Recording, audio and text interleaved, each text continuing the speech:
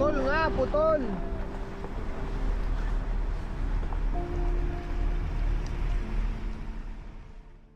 Putol nga yung tulay, men.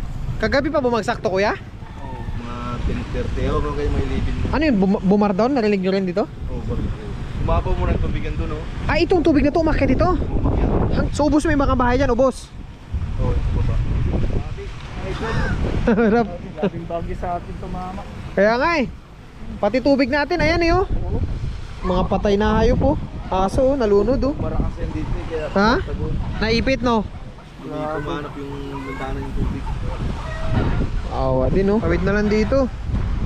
Mga katawid. Yun, oh, si ate tumawid na, oh.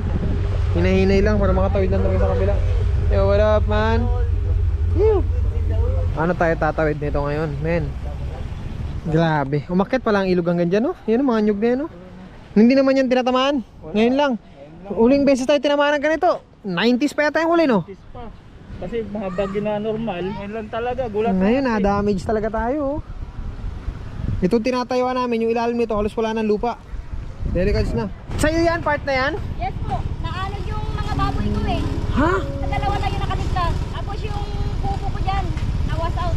Aroy! Naku, mababang bangon pagbangon nito.